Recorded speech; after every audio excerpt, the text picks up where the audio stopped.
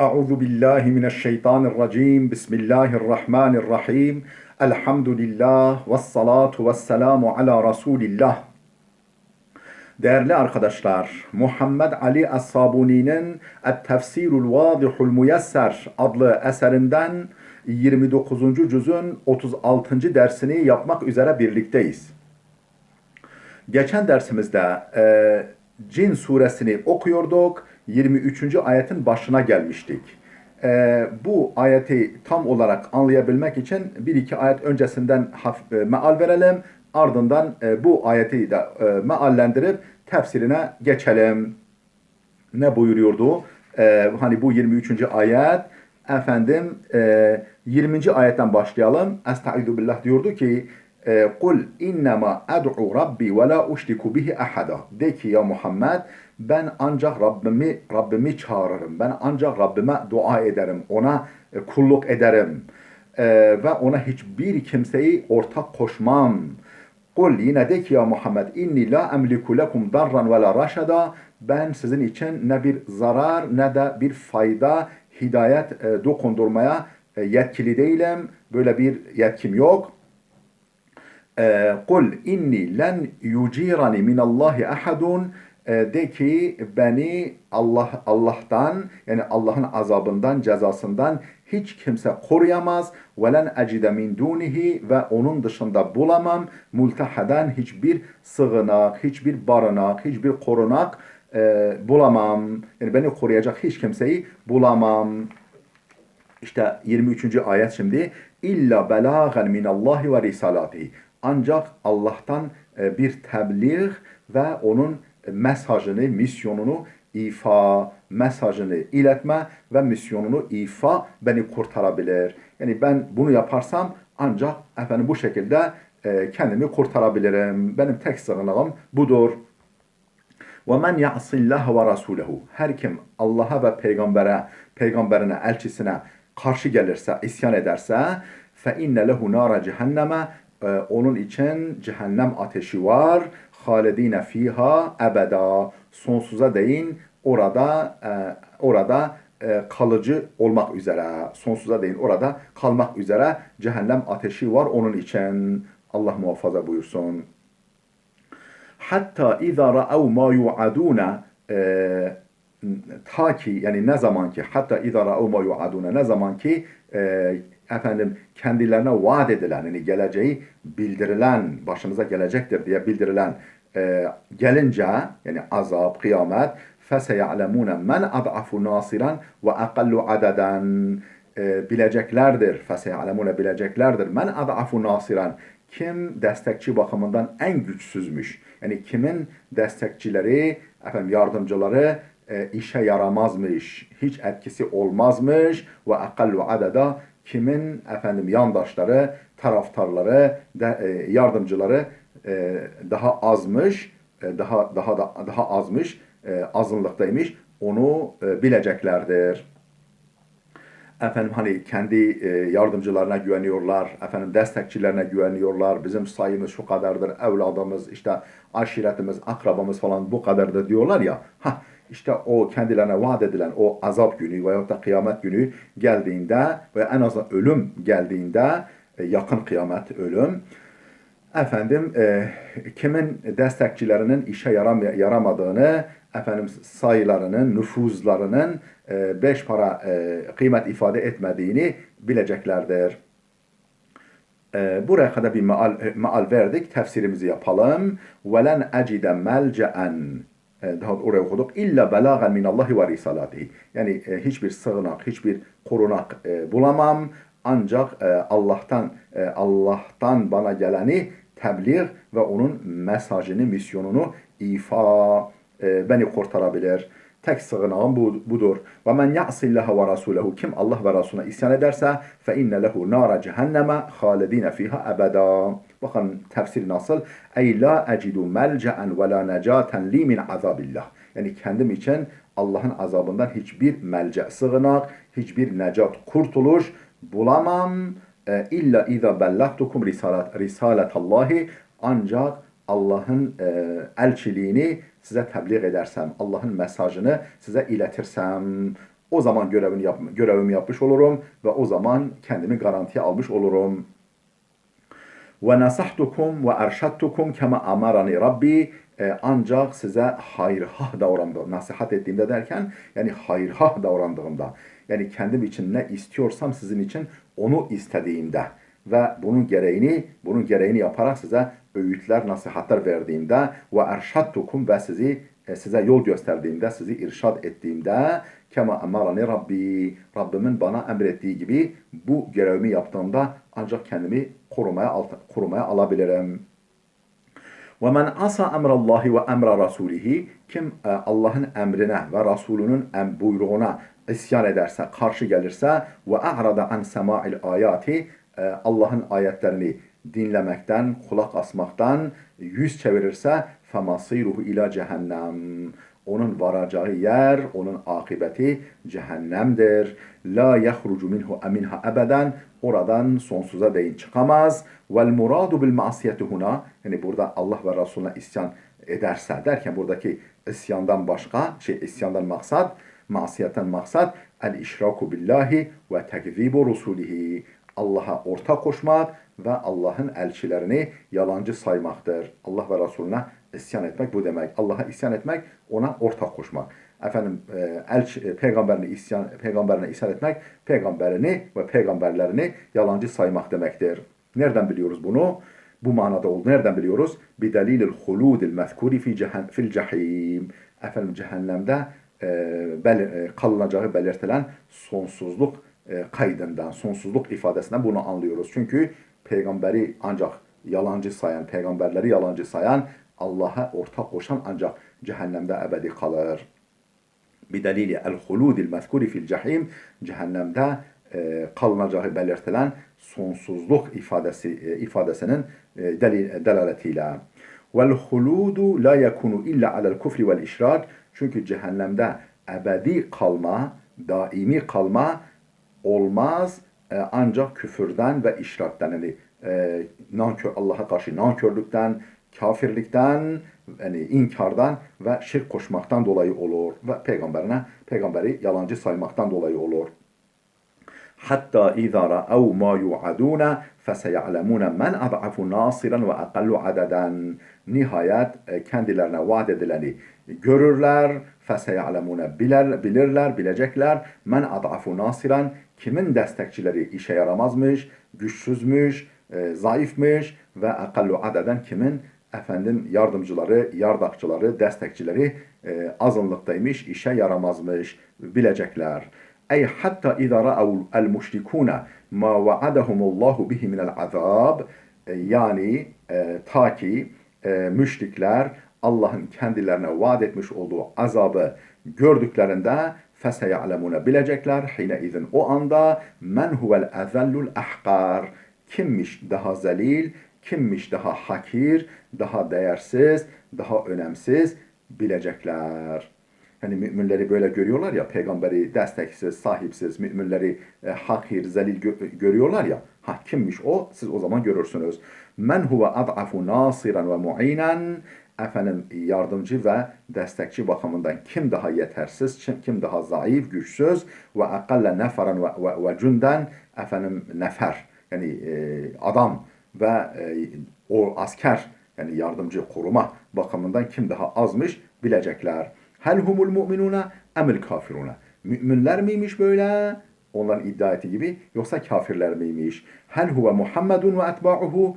Muhammed ve tabileri miymiş böyle olan? Em Ebu Cehil ve eşya'uhu. Yoksa Ebu Cehil ve yandaşları mıymış böyle olan? Bilecekler. Kul in adri akaribun ma tuaduna em yec'alu lehu rabbi emeda. Kul ya Muhammed, de ki in adri, yani ma adri, oradaki ine nafiyedir. İne nafiyedir, olumsuzluk belirtiyor. Yani ma manasındadır. İn adri, yani ma adri, ben bilemem. Akaribun ma tuaduna, size vaat edilen o cehennem, o azap, o kıyamet yakın mı? Em yec'alu lehu rabbi emeda. Yoksa Allah ona uzun bir süre mi koymuş? Onun için uzun bir süre mi belirlemiş? Ben bunu bilemem. Ey yani kul lehum, onlara de ki ya Muhammed, lestu adri helil azabullezî vu'idtum bih. Yani ben bilemem o size vaat edilen azap qaribun zamanuhu em ba'idun. Zamanı yakın mı yoksa uzak mı? Ben bilemem. Em yec'alullahu lehu emeda ey gayeten ba'ideten. Yoksa Allah o azap için, o ceza için efendim uzak bir gaye, uzak bir süre mi belirlemiş? Ben bilemem. Ve vakten tabilen uzun bir vakit, uzak bir hedef, yani uzak bir mesafe mi koymuş? Ben bunu bilemem. Fe ana beşerun mislukum la a'lemul gayba. Ben de sizin gibi bir beşerim, gaybi bilmem. Ve la a'lemu vakte nuzulil azabi bikum. Azabın ne zaman başınıza geleceğini bilemem. Azabın başınıza gelme vaktini de bilemem. Kana sallallahu aleyhi ve sellem kullama havvefel müşrikine azaballah. Resulullah sallallahu aleyhi ve sellem müşrikleri Allah'ın azabından her korkuttuğunda, Allah'ın azabına karşı her uyardığında azharul istiğfafa bi kavlihi. Efendim onun sözüyle alay etme, onun sözünü hafife alma, gırgıra almayı dile getiriyorlardı. Bunu açığa vuruyorlardı. Yani onun sözünü hafife aldıklarını görüntüsünü veriyorlardı. Ve diyorlardı ki suhriyeten ve istihzaen, efendim alay ve eğlence olsun diye diyorlardı ki meta yekunu hadal azabu. Bu azap ne zaman olacakmış? Ve meta ye'tina, ne zaman bize gelecekmiş? Kul lehum, de ki ya Muhammed onlara, innehu kainun la mahalete. Bu kesin kes olacaktır. Hiç başka kaçış yolu yok, olacaktır. Ve emma vaktuhu fema adri meta yekun. Fakat vaktine gelince ben ne zaman olacağını bilemem. Alimul gaybi fela yuzhiru ala gaybihi ahadan illa men irtada min rasulin. Alimul gaybi. O gaybi bilen Allah'tır. Allah gaybi bilendir. Fela yuzhiru ala gaybihi ahadan. Gaybinden kimseyi haberdar etmez. İlla men irtada min rasulin. Ancak beğendiği, seçtiği, tercih ettiği bir peygamberini gaybinin bir kısmından haberdar edebilir dilerse. Ey ve huve celle ve ala vahdehu alimul gaybi. Yani odur gaybi bilen, biricik olarak gaybi bilen odur Celle ve ala, yani Celle Celaluhu. فَلَا يُطْلِعُ عَلَى غَيْبِهِ أَحَدًا مِنْ خَلْقِهِ. Mahlukatından, kullarından hiçbir kimseyi gaybinden haberdar edemez. O gayb bilgisine ortak etmez. İlla men ihtarahu vartadahu li risaletihi ve nubuvvetihi. Ancak illa men ihtarahu, ancak seçtiği kimseyi, vartadahu beğendiği bir kimseyi, kimin ne için? Li risaletihi ve nubuvvetihi, elçiliği için, misyonu için ve peygamberliği için seçtiği ve beğendiği bir kimseyi gaybinden haberdar edebilir. Ve min ba'dil enbiya vel mursalin, daha doğrusu min ba'dil enbiya vel mursalin, nebi ve rasullerden bazılarını bundan haberdar edebilir. Feyutli'uhum ala ba'di mesailil gaybi. Böylelerini bazı gaybi meselelere muttali kılabilir, haberdar kılabilir. Niçin böyle yapabilir? لِيَكُونَ مُعْجِزَةً لَهُمْ لِتَدُلُّ عَلَى صِدْقِ دَعْوَ رِسَالَتِهِمْ. Niçin haberdar eder? لِيَكُونَ مُعْجِزَةً لَهُمْ.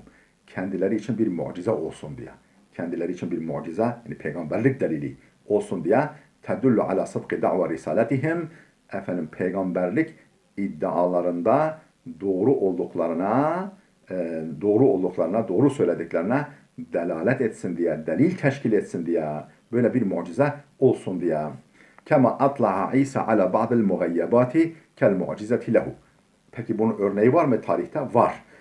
Tıpkı atla'a İsa, Hazreti İsa'yı muttali kılmış, haberdar kılmış, ala ba'dil mugayyabat, bazı gizli şeylere, bazı gaybi şeylere İsa Aleyhisselam'ı haberdar kılmış. Mesela kem mucizetin lehu, ona bir mucize olsun diye, ona bir mucize olarak. Ve kema atla'a hatemen nebiyyin, yine başka bir örnek, peygamberlerin sonuncusu olan Hazreti Muhammed'i muttali, haberdar kıldığı gibi ala ma yahdusu kubeyle kıyamis saati, kıyametin kopuşundan hemen önce meydana gelecek bir takım olaylara, yani kıyamet alametlerine, kıyametin küçük büyük alametlerine Hz. Muhammed'i muttali kıldığı gibi. فَاَخْبَرَ anha efendim peygamberi haberdar etmiş bu kıyametin hemen öncesinde meydana gelecek küçük büyük alametlere peygamberi muttali kılmış. Peygamber de onları haber vermiş ümmetine. ثُمَّ قَالَ تَعَالَى عَنْ هَؤُلَاءِ الرُّسُولِ الْكِرَامِ Bundan sonra yani bu açıklamadan sonra Allah bu değerli elçiler hakkında şöyle buyurdu. Yani peygamberleri olan Er-Rusulil Kiram değerli elçiler hakkında şöyle buyurdu. فَاِنَّهُ يَسْلُكُ مِنْ بَيْنِ يَدَيْهِ وَمِنْ خَلْفِهِ رَسَدًا Efendim فَاِنَّهُ يَسْلُكُ Allah yürütür. Allah yürütür, sevk eder. Min beyni yedeyhi o elçisinin önünde ve min halfihi arkasında rasadan bir gözetleyici, bir koruma görevlendirir. Önünde ve arkasında onu koruyacak, onu gözetleyecek, gözlemleyecek elçiler yürütür, sevk eder. Ey fe innallaha teala yec'alu li rasulihi melaiketen ve harasan yahrisunahum minel cinni ve şeyatin ve min eşraril beşer. Ey fe innallaha teala yani Allah Teala yec'alu li rusulihi melaiketen peygamberleri için bir takım melekler belirler ve harasan korumalar belirler. Yahrisunahum onları koruyacak. Minel cinni ve şeyatin cinlerden ve şeytanlardan onları koruyacak. Melekler ve korumalar tayin eder, belirler. Ve min eşraril beşer yani cinlerden, şeytanlardan ve kötü insanlardan, şerir, kötü, beşer, bazı insanlardan. لِيَعْلَمَ en kad eblehu risalati rabbihim ve ahata bima ledeyhim ve ahsa kulle şeyin adeda. Liya'leme ta ki ortaya koysun diye, somut bir şekilde ortaya koysun diye en kad eblehu risalati rabbihim onlar Rablarının misyonunu, mesajını tam olarak tebliğ ettiklerini ortaya koysun diye ve ahata bima ledeyhim ve onlar nezdinde, o peygamberler nezdinde olup bitenleri tam ihata etsin diye, yani kayıt altına alsın diye ve ahsa kulle şeyin adeda her şeyi bir bir sayıp döksün diye o peygamberler görevlerini yapmışlar mı, yapmamışlar mı, kim ne tepki vermiş, olumlu mu yanıt almış, olumsuz mu yanıt almış, bunu tek tek sayıp döksün diye. Ey liya'lemallahu teala enner rusule yani Allah bilsin diye derken yani Allah somut bir şekilde ortaya koysun diye enner rusule o peygamberler kad bellehu risalatihi ila halqihi dune ziyadetin ve la nuksanin o elçileri kullarına o elçi peygamberleri Allah'ın kullarına dune ziyadetin fazlasız ve la nuksanın eksiksiz ne fazla ne eksik risalatını yani mesajlarını tebliğ etmişler mi etmemişler mi somut bir şekilde ortaya koysun diye. Ve ahata ilmuhu bima indar rusul ve peygamberlerin nezdinde olan peygamberlerin yaptıkları, ettikleri, söyledikleri hususları tam olarak ihata etsin diye, tam olarak kayıt altına alsın diye. Fela yahfa aleyhi şey'un min umurihim. Böylece peygamberlerin işlerinden hiçbir şey ona gizli kalmasın. Ve ahsa ve dabata celle ve ala ve sayıp döksün, zaptu rapt altına alsın, kayıt altına alsın. Celle ve ala neyi? Kullema halakahu fil kevn. Kainatta yaratmış olduğu her şeyi. Hattal qatra ve ramla. Damlaya ve kum tanasına varınca. Raml kum tanesi, katırda damla. Damlaya ve kum tanasına varıncaya kadar. Ve şecere ve semer. Ağaca ve meyveye varıncaya kadar. Felem yahfa aleyhi şey'un fil vücudi subhanahu ve teala. Felem yahfa gizli kalmasın diye aleyhi Allah'a şey'un hiçbir şey fil vücudi varlık aleminde hiçbir şey Allah'a gizli kalmasın diye subhanahu ve teala celle celaluhu. İnteha tefsiru suratil cin. Cin suresi tefsiri burada sona erdi. Dersimiz de burada bitsin. Gelecek dersimize kadar Allah'a emanet olun.